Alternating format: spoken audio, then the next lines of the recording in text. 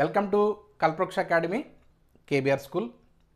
ఇవాళ క్లాస్లో intermediate first year కెమిస్ట్రీకి సబ్జెక్ట్కి సంబంధించి స్టాయికియోమెట్రీ అనే ఒక చాప్టర్ ఉంది. దాని నుంచి ఒక క్వశ్చన్ పబ్లిక్ ఎగ్జామినేషన్లో వెరీ షార్ట్ ఆన్సర్లో మనకి రెగ్యులర్గా రిపీటెడ్గా రావడం జరుగుతుంది. దానికి సంబంధించిన డీటెయిల్స్ ఒకసారి మనం చూద్దాం.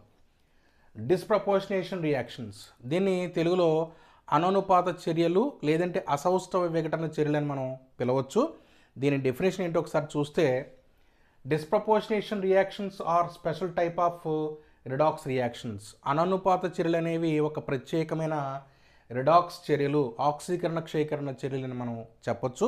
ఎందుకు అంటే, in a డిస్ప్రపోర్షనేషన్ reaction an element in one oxidation state in given species is simultaneously oxidized and reduced.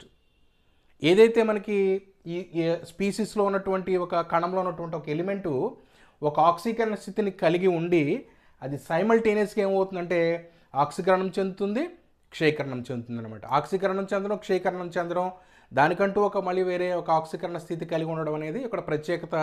కాబట్టి దీన్ని మనం ఏమంటామంటే డిస్ప్రపోర్షనేషన్ రియాక్షన్ అని, అననుపాత చర్య అని పిలవడం జరుగుతుంది. ఇంకా డీటెయిల్స్ ఒకసారి చూస్తే, one of the reacting substances in a disproportionation reaction always contains an element that can exist in at least 3 oxidation state. ఈ యొక్క అననుపాతకు చర్యకు గురి అయ్యేటటువంటి క్రియాజనకాలలోని ఒక దానిలోని ఒక మూలకం ఏం చేస్తుందంటే 3 ఆక్సీకరణ స్థితులను అది కలిగి ఉంటుందన్నమాట. ఆ మూలకం క్రియాజనకాల్లోని ఆ మూలకం రియాక్టింగ్ స్పీసీస్లోది. ఓకే, ఇది గుర్తుపెట్టుకోండి. The element in the form of reacting substance is in the intermediate oxidation state and both higher and lower oxidation state of that element are formed in the reaction.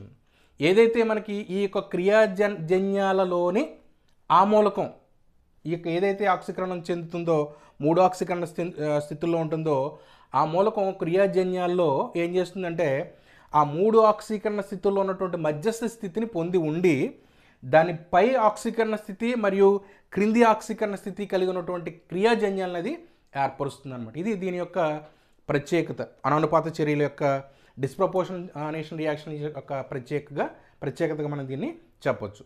దీనికి సంబంధించిన ఒక example కనుక మనం ఇక్కడ చూస్తే, the decomposition of hydrogen peroxide is familiar example of the reaction. Hydrogen peroxide యొక్క వియోగ చర్యని మనం ఇక్కడ దీన్ని బెస్ట్ ఎగ్జాంపుల్గా చెప్పొచ్చు డిస్ప్రపోర్షన్ రియాక్షన్కి.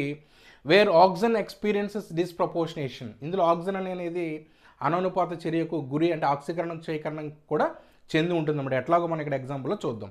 హైడ్రోజన్ పెరాక్సైడ్ డికంపోజిషన్ రియాక్షన్లో H2Oని O2గా మనకి ఇది వియోగం చెందుతుంది. అది అన్స్టేబుల్ కాబట్టి ఇక్కడ హైడ్రోజన్ పెరాక్సైడ్లో ఆక్సిజన్ యొక్క ఆక్సిడేషన్ స్టేట్ ఇక్కడ -1.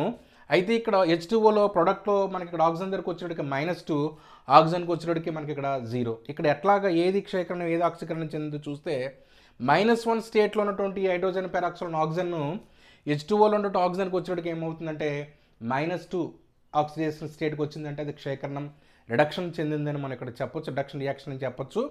ఇక్కడ సేమ్ మళ్ళీ ఇక్కడ ఇదే ఆక్సిజన్ మళ్ళీ ఇక్కడ -1 ఉన్నది కాస్త ఆక్సిజన్ దగ్గరకు వచ్చేటికి 0 అయిందంటే అది ఆక్సిడైజ్ అయ్యింది, ఆక్సీకరణం చెందింది అని మనం ఇక్కడ చెప్పొచ్చు అనమాట. ఇది బెస్ట్ ఎగ్జాంపుల్. మనం డెఫినేషన్గా రాయాలి, ఒక ఎగ్జాంపుల్గా రాయాలంటే డెఫినేషన్గా మనకు రాయాలంటే ఈ ఫస్ట్ 2 పాయింట్స్ని మనం డెఫినేషన్గా రాయొచ్చు.